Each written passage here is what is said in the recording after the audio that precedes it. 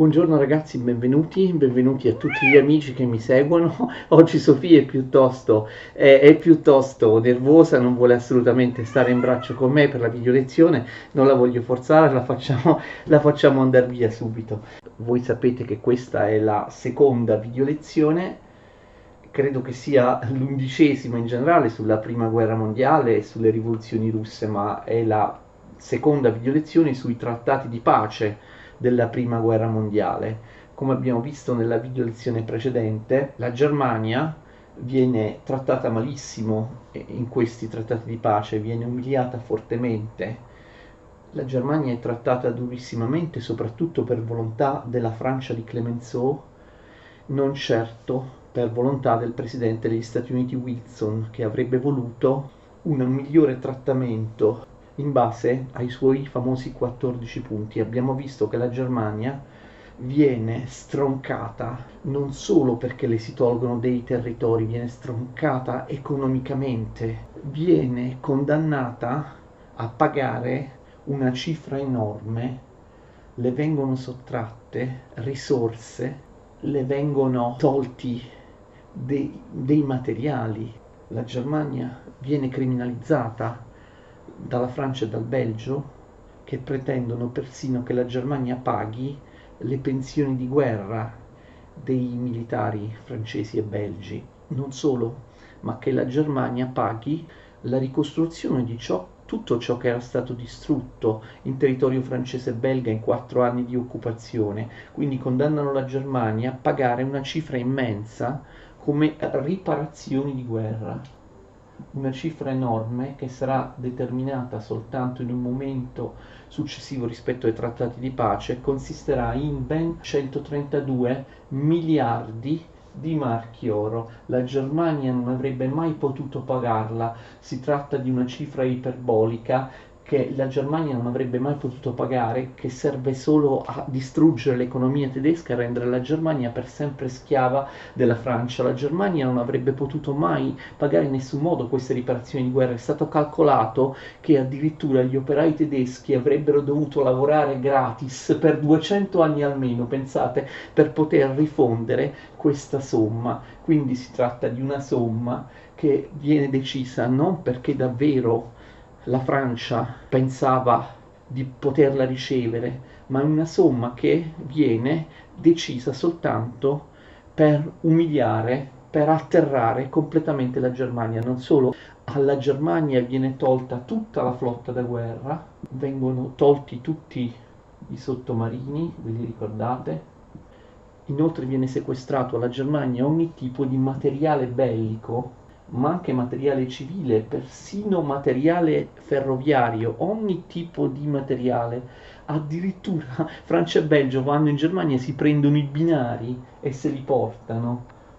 L'esercito viene ridotto, l'esercito tedesco, a soli 50.000 soldati, sono pochissimi. Questo significa che moltissimi soldati dell'esercito tedesco perdono il lavoro, vengono licenziati, finiscono in miseria a causa di questa riduzione forzata dell'esercito, tra i quali Adolf Hitler, che benché austriaco aveva combattuto nella prima guerra mondiale nelle fila della Germania, dell'esercito tedesco.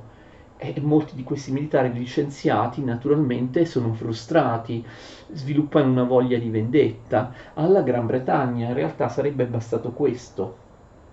Che cosa la Gran Bretagna non sopportava della Germania? Le navi, la flotta, i sottomarini, l'esercito. Quindi comunque ridurre la Germania ad un paese militarmente, anche in mare, non può più competere con le grandi potenze, sarebbe bastato alla Gran Bretagna, ma alla Francia no. La Francia e il Belgio pretendono molto, molto di più e quindi hanno quest'idea delle riparazioni di guerra. Alla Germania poi vengono tolti molti territori. Andiamo a vedere nel dettaglio quali sono questi territori. La Germania deve restituire alla Francia l'Alsazia e la Lorena, territori di confine che la Germania aveva conquistato nella guerra franco-prussiana del 1870-71. Quindi la Francia si riprende quei territori, l'Alsazia e la Lorena. Vicino all'Alsazia e alla Lorena, attenzione, c'è la Saar. La Saar è un bacino carbonifero importantissimo, un distretto industriale fondamentale. La Francia decide di occuparlo per 15 anni, dopo i quali ci sarebbe stato un referendum per decidere se appartenere alla Francia o alla Germania. Quasi tutti gli abitanti della Saar in realtà erano tedeschi, di lingua tedesca. Non solo, ma poi la Renania, cioè la regione di confine tra Francia e Germania, viene smilitarizzata, ma in realtà viene occupata dall'esercito francese, perché in realtà militarizzare la Renania significa che l'esercito tedesco deve evacuare la Renania e l'esercito francese e l'esercito belga possono entrarvi in qualunque momento. Quindi c'è una forte mutilazione di territori e di territori importanti al confine tra Francia e Germania, i territori occidentali della Germania. La Francia, lo ripeto, si prende l'Alsazia, si prende la Lorena, territori che erano sempre stati disputati nei secoli. Si tratta di un'annessione diretta. La Francia e il Belgio occupano il bacino carbonifero della Saar, una regione ricchissima che si trova vicino all'Alsazia e alla Lorena. Costringono i minatori addirittura, i minatori tedeschi, a lavorare gratis per loro. Ci saranno scontri, ci saranno scioperi, la SAR è una garanzia del pagamento delle riparazioni di guerra. Molte regioni di confine tra la Germania e la Francia, le regioni della Renania, vengono smilitarizzate e possono essere occupate dall'esercito francese o dall'esercito belga. Quindi si tratta, in particolare per la Saar e la Renania, di distretti industriali carboniferi molto importanti in regioni economicamente fondamentali, molte delle quali sono abitate da tedeschi, comprendete? Quindi la voglia di distruggere la Germania, di umiliarla, di colpirla drasticamente, fa sì che il famoso, vi ricordate, il punto più importante dei 14 punti di Wilson, il principio di autodeterminazione dei popoli, il principio di nazionalità, nel caso della Germania non venga assolutamente rispettato, e quindi Wilson e gli americani non sono minimamente soddisfatti di questo. Per quanto riguarda la Saar, si dice che la Francia e il Belgio la occuperanno per 15 anni proprio per riscuotere le riparazioni di guerra, facendo lavorare come schiavi i lavoratori tedeschi. Lì poi ci sarebbe stato un referendum in cui i cittadini della Saar avrebbero deciso se unirsi alla Francia oppure tornare alla Germania. Ma ci sono pezzi di Germania, attenzione, abitati prevalentemente da tedeschi, che vengono dati anche alla Danimarca, oppure alla Polonia, oppure alla Cecoslovacchia. Quindi la Germania viene mutilata di territori in molti punti. Nel caso della Polonia la cosa è particolarmente grave. La Polonia, vi ricordo che non esisteva prima della prima guerra mondiale, la Polonia risorge dalle sue ceneri. La Polonia, oltre ai 2/3 dei territori orientali che provengono dalla Russia, che erano occupati prima della prima guerra mondiale dalla Russia, la Polonia si ricostituisce anche a sud-ovest, prendendosi la Galizia dall'Austria, dall'impero austro-ungarico, mentre, attenzione, molti dei territori occidentali della nuova Polonia sono presi dalla Germania, in particolare parte della Pomerania sul Mar Baltico, andando verso sud parte della Posnania e poi l'Alta Slesia. Vedete quanti territori perde la Germania: Pomerania, Posnania, Alta Slesia. Sono territori enormi che tuttora appartengono alla Polonia. Poi c'è un'altra clausola molto importante, che è veramente molto discutibile. All'epoca la Polonia, quando viene ricostituita, prima non c'era, viene ricostituita proprio dal Trattato di Versailles, la Polonia non aveva quasi uno sbocco al mare, perché tutta la costa della Polonia in realtà era abitata da tedeschi. e fu lasciata alla Germania. Che cosa succede? Che alla Polonia fu dato uno sbocco al mare soltanto a Danzica, in corrispondenza della città di Danzica, ovvero tutta la costa della Polonia attuale era tedesca, c'è soltanto un imbuto che permette alla Polonia di avere uno sbocco al mare nella città di Danzica, città prevalentemente abitata da tedeschi. Spero di spiegarmi. Si costituisce il famigerato corridoio di Danzica, che sarà uno degli espedienti, una delle scuse da parte di Hitler per scatenare la seconda guerra mondiale. La Germania era fatta in questo modo. Succede che, incredibilmente, la Germania viene divisa in due parti, perché bisogna dare uno sbocco sul mare alla Polonia, e la Polonia è questa, capite? C'è un imbuto che la porta al mare in corrispondenza di Danzica, ha un limitatissimo sbocco sul mare, sul Mar Baltico, una sorta di imbuto lungo e stretto con cui la Polonia raggiunge il mare. È il famoso famigerato corridoio di Danzica. Quindi incredibilmente la Germania viene divisa in due parti non comunicanti dal corridoio di Danzica, perché la Germania è divisa dalla maggior parte della Germania, che sta a ovest del corridoio di Danzica, e poi la Prussia orientale, che si trova a est del corridoio di Danzica. Ovviamente questa è una cosa inaccettabile per la Germania. La scusa da parte di Hitler per la scusa che farà deflagrare la seconda guerra mondiale è proprio questa: Hitler invaderà la Polonia con la scusa di riprendersi la città di Danzica, in quanto abitata quasi totalmente da tedeschi. Peraltro Danzica non viene neppure assegnata realmente alla Polonia, ma viene controllata dalla Società delle Nazioni, cioè, come vedremo dopo, da Francia e Gran Bretagna, perché la Società delle Nazioni di fatto corrisponde a Francia e Gran Bretagna. Questi sono i principali punti del Trattato di Versailles con la Germania. Passiamo al Trattato di Saint-Germain, il trattato con l'Austria. È una cosa che ci riguarda direttamente, perché ovviamente alcuni territori austriaci passeranno all'Italia. L'Austria viene trasformata da centro, da un impero multietnico, multinazionale, in un piccolo stato alpino che non conta più niente. È l'Austria con i confini di oggi, è l'Austria di oggi più o meno.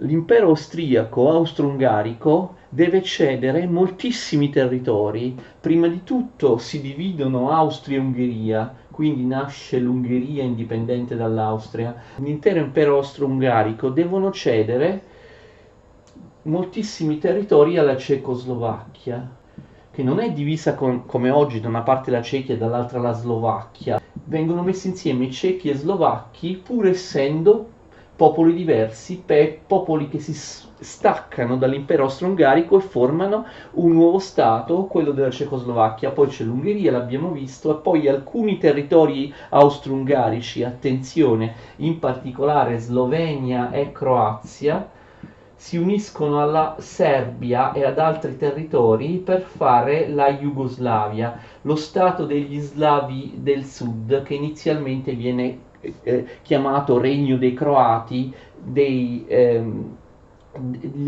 sloveni e dei serbi. Perde anche la Galizia, che va alla Polonia, territorio ucraino che costituisce la parte sud-occidentale della neonata Polonia. L'Austria cessa di esistere e si formano questi stati. L'Austria con Vienna diventa piccola piccola, poi alcuni territori austriaci formano lo stato slavo della Cecoslovacchia, poi l'Ungheria diventa indipendente, separato dall'Austria, e poi attenzione, molto attenzione a questo: Slovenia e Croazia, che appartenevano all'Austria e all'Ungheria, la Slovenia faceva parte soprattutto dell'Austria, mentre la Croazia faceva parte dell'Ungheria, si uniscono ad altri territori alcuni dei quali erano stati preesistenti come la Serbia, vanno a costituire la Jugoslavia, lo stato degli slavi del sud. Jugoslavia significa slavi del sud. Slovenia e Croazia vengono unite alla Serbia, stato preesistente, ma anche al Montenegro. Anche il Montenegro si unisce, poi la Bosnia, ricordate che è stato il motivo scatenante della prima guerra mondiale. I terroristi che uccisero Francesco Ferdinando volevano che la Bosnia appartenesse alla Serbia e ottengono quello che volevano, perché la Bosnia va alla Serbia, passa dall'Austria alla Serbia. Se ci aggiungete la Macedonia, l'attuale Macedonia del Nord, oppure il Kosovo, che all'epoca apparteneva alla Serbia, si forma la Jugoslavia. La Jugoslavia, se ci pensate, è formato da numerosi stati. Se ci pensate, la Jugoslavia non era altro che il sogno, come ho detto, della grande Serbia, di Gavrilo Princip e degli altri attentatori che uccisero Francesco Ferdinando. Volevano non solo che la Serbia si prendesse la Bosnia, ma anche la Croazia e la Slovenia, che appartenevano all'Austria, per formare una grande Serbia. In fondo è quello che gli attentatori di Sarajevo avevano sognato e si realizza, perché la Jugoslavia è a trazione serba, capitale Belgrado. Ci sono tutti questi popoli, compreso il Montenegro, la Macedonia, l'attuale Macedonia del Nord, ma la capitale è Belgrado in Serbia. C'è una cosa da notare, che il principio di nazionalità e di autodeterminazione dei popoli in questo caso non viene rispettato, non soltanto perché i confini non dividono realmente bene i vari popoli. D'altra parte era un'utopia quella di Wilson di avere confini etnicamente riconoscibili. Sapete che i Balcani hanno territorio, non si sa bene quale territorio sia sloveno, croato, serbo, bosniaco. Le varie etnie, le varie lingue, le religioni sono mischiate tra loro, si trovano a macchia di leopardo, quindi quali confini chiaramente riconoscibili era impossibile. Ma il principio di autodeterminazione dei popoli, dicevo, non viene rispettato in questo caso, anche perché ci sono popoli diversi che vengono messi insieme. Anche nel caso della Cecoslovacchia avrebbe dovuto essere Cechia e Slovacchia separate. Infatti adesso, come sapete, non da molto tempo Cechia e Slovacchia si sono divise. La Cecoslovacchia è sopravvissuta fino agli anni 90, poi si è suddivisa in Cechia e Slovacchia. Invece, dopo la prima guerra mondiale, li mettono insieme, così come Slovenia, Croazia, Bosnia, Serbia, Montenegro, Macedonia, Kosovo, invece di essere tanti stati indipendenti come sono adesso, si sono divisi drammaticamente con una serie di guerre negli anni 90 nello scorso secolo. All'epoca vennero messe tutti insieme nella Jugoslavia. Forse avete capito perché? Perché si vogliono creare degli stati cuscinetto vicini alla Germania, non si vogliono creare tanti stati piccoli, troppo piccoli e deboli per mantenere l'equilibrio. Si tende a mettere dei popoli insieme in maniera artificiale per creare degli stati che sono più grandi, come Cecoslovacchia e Jugoslavia, che mette insieme Slovenia, Croazia, Bosnia, Serbia, Montenegro, Macedonia, Kosovo e così via, per evitare future tensioni nazionalistiche tra tutti questi popoli dei Balcani. Li si mette insieme in staterelli più grandi, con l'illusione che possano poi resistere alla Germania. Viene anche riesumata la Polonia, che non esisteva dalla fine del Settecento. Lituania, Lettonia ed Estonia restano indipendenti anche dopo la guerra russo-polacca, di cui parlerò in un altro argomento. Bisogna tener conto che i confini orientali della Polonia non erano ben definiti, perché ancor prima della firma del trattato di pace la Polonia invase la Russia e ci fu una guerra ulteriore dal 18 al 21 tra Polonia e Russia per il possesso di Ucraina e Bielorussia, che poi furono spartite in due, mentre Lettonia, Lituania ed Estonia, come la Finlandia, restarono stati indipendenti. Sembra molto complicato. L'illusione del trattato di Versailles, ma in questo caso del trattato di Saint-Germain con l'Austria, era quello di poter contrapporre alla Germania, che poteva forse risorgere, degli stati abbastanza forti. Ma è una cosa ridicola. Il trattato di Versailles ha una grande responsabilità nello scoppio della seconda guerra mondiale. Era possibile davvero umiliare un popolo forte e fiero come il popolo tedesco, togliendo territori, asservendola economicamente alla Francia, creando poi vicino alla Germania degli staterelli deboli che la Germania, una volta risorta, non avrebbe avuto difficoltà a dominare e occupare. Infatti, prima ancora dello scoppio della seconda guerra mondiale, la Germania invase e occupò senza nessun tipo di problema prima l'Austria, poi la Cecoslovacchia e poi la Polonia, che non poteva offrire alcuna resistenza. Quindi l'impalcatura stessa del Trattato di Versailles si dimostra incapace di frenare la voglia di rivincita della Germania. Una volta che in Germania viene eletto Hitler, sarà facilissimo per Hitler violare il Trattato di Versailles e gli altri trattati e impadronirsi degli staterelli che erano stati creati. L'ultimo aspetto ovviamente del Trattato di Saint-Germain, fate attenzione, riguarda l'Italia, perché altri territori dell'Austria vengono dati all'Italia. Si tratta, ricordate, delle famose terre irredente: Trento, il Trentino, poi anche l'Alto Adige fino al Brennero, che gli austriaci chiamano tuttora, ma anche gli italiani, Sud Tirolo. E anche qui ci sarebbe da ridire, perché in Alto Adige metà sono italiani, soprattutto nelle grandi città, Bolzano, Merano, ma nei centri più piccoli prevale l'elemento tedesco. Comunque l'Austria viene sconfitta, dell'Austria non importa niente a nessuno e quindi non è un problema dare territori austriaci all'Italia che ha vinto. Trentino, Alto Adige e poi Trieste e il Friuli, o meglio la Venezia Giulia, città come Gorizia, Trieste e la Venezia Giulia.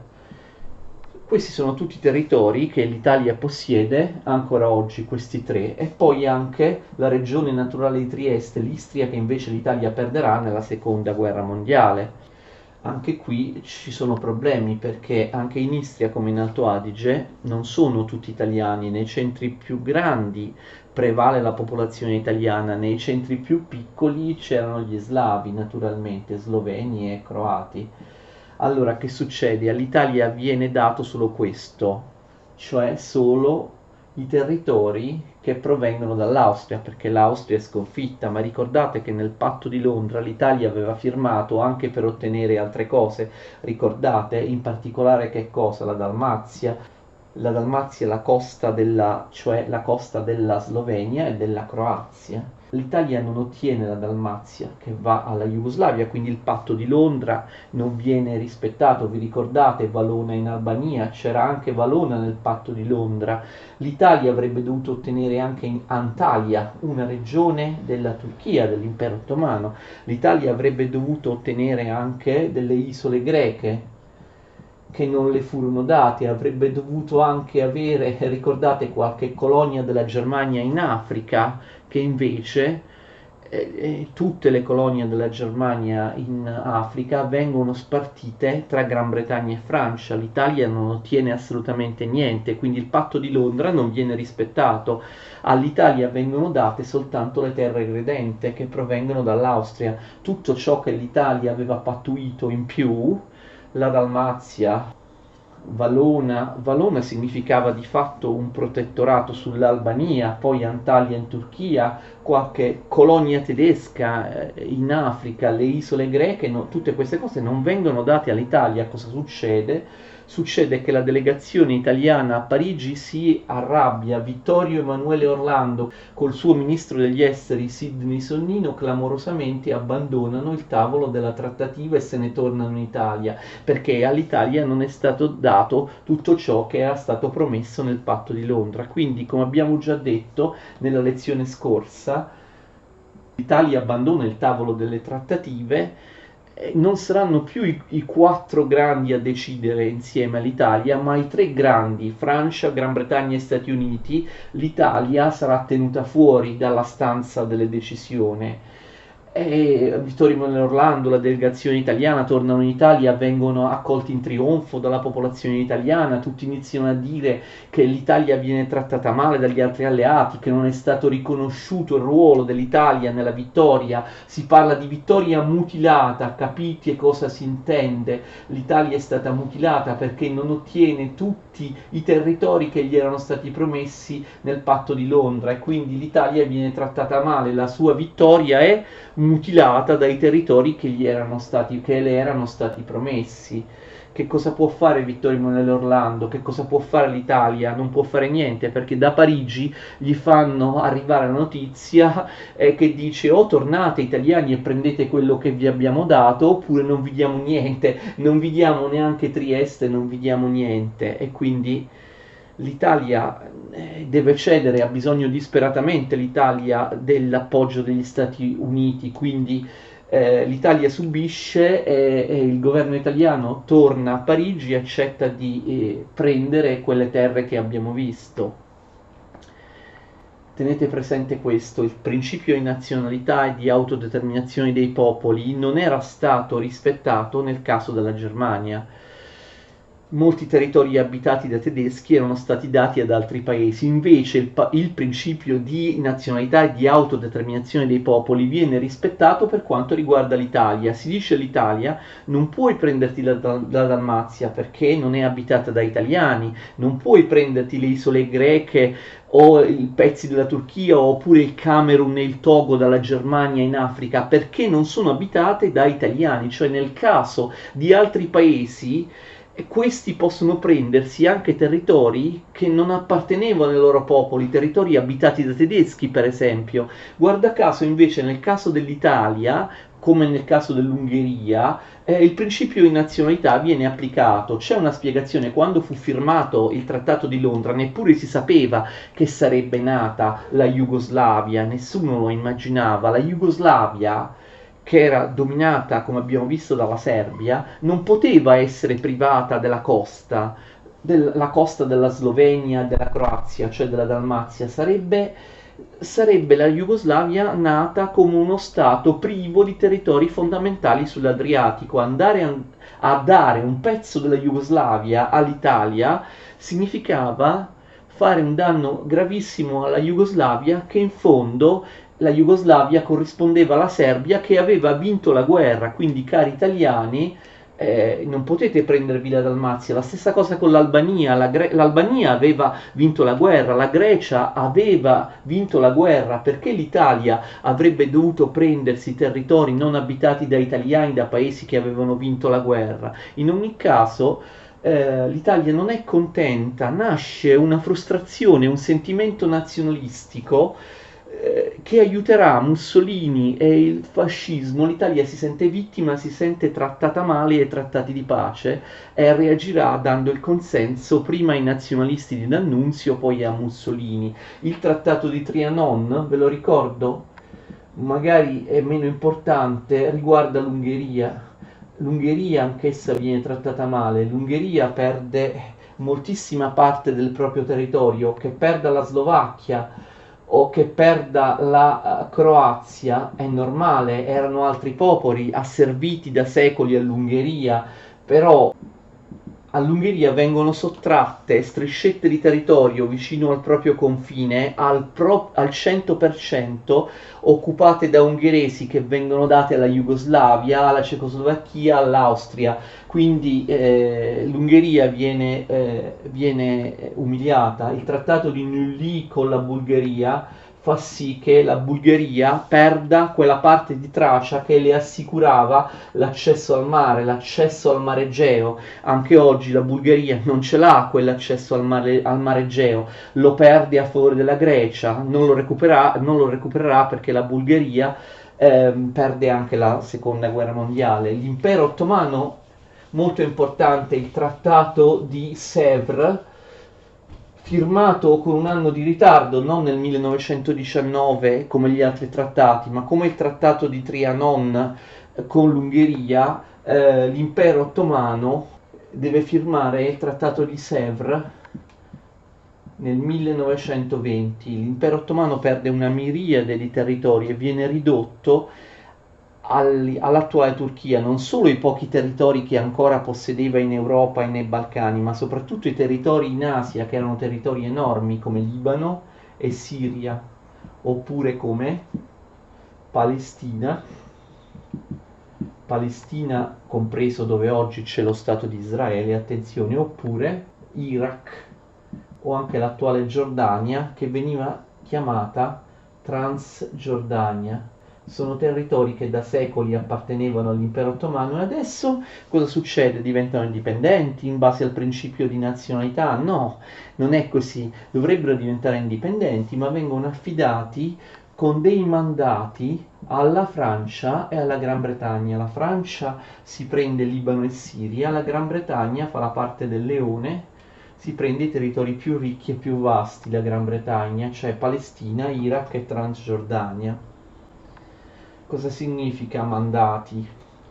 Non sono propriamente delle colonie, questi territori sottratti all'impero ottomano vengono affidati provvisoriamente, cioè come mandati, a Francia e Gran Bretagna, che avrebbero dovuto preparare la loro indipendenza, ma Francia e Gran Bretagna secondo voi lo fanno? No, si tengono come colonie Libano, Siria, Iraq e Transgiordania. Anche qui la dissoluzione dell'impero ottomano va tutto a vantaggio di Gran Bretagna e Francia. Vi faccio notare che la Gran Bretagna non rispetta neanche la dichiarazione di Balfour, la famosa dichiarazione di Balfour emanata durante la Prima Guerra Mondiale. Balfour era il ministro degli esteri della Gran Bretagna, che per suscitare l'aiuto da parte degli ebrei sionisti che erano migrati in Palestina, la Gran Bretagna cosa fece in maniera forse avventata nel corso della Prima Guerra Mondiale? Promise la nascita di un focolare ebraico, cioè dello Stato di Israele.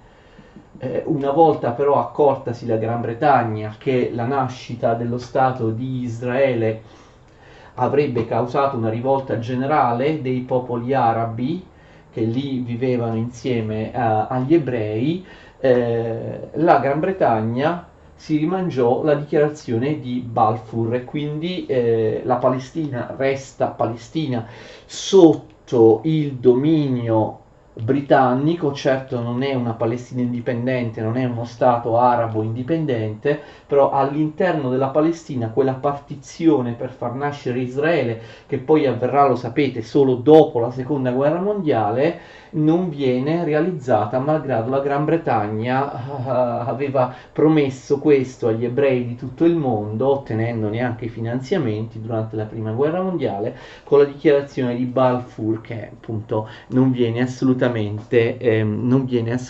applicata. L'impero ottomano è umiliato in tantissimi altri modi. Gli stretti Bosforo e Dardanelli, gli stretti tra il Mar Nero e il Mar Egeo, il Mar Mediterraneo, sono controllati dalla Gran Bretagna, dalle navi della Gran Bretagna, per i loro interessi commerciali. Non solo, una incredibile regione qui sull'Egeo, la regione di Smirne, viene data alla Grecia.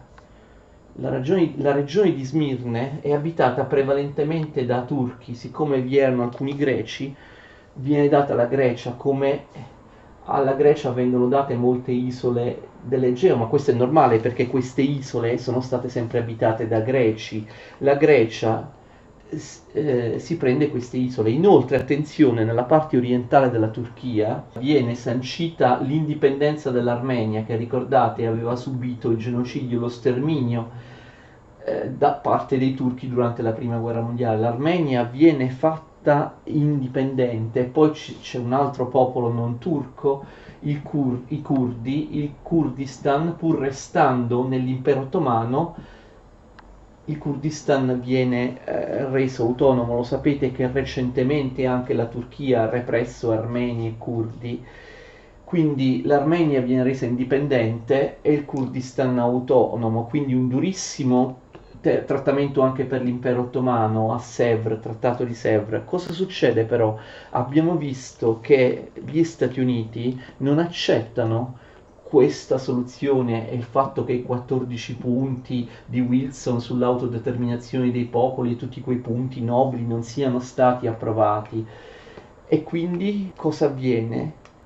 Gli americani si sentono traditi, pensano abbiamo mandato i nostri ragazzi americani a morire nella lontana Europa per fare cosa? Per fare in modo che gli stati europei come al solito si prendano territori di altri stati per preparare nuove guerre e così via. Succede che il presidente americano Wilson perde il consenso degli americani. Fate molta attenzione, nel novembre del 1918, prima ancora che si discutessero i trattati di pace, il presidente di Wilson perde le elezioni di medio termine e il Senato, che è fondamentale perché si occupa della politica estera, il Senato americano, è il Senato che deve firmare i trattati, il Senato passa all'altro partito, il partito repubblicano. Wilson era del partito democratico, perde il controllo del Parlamento e in particolare di una delle due camere del Parlamento, il Senato, che nelle elezioni del novembre 18 diventa in maggioranza repubblicano,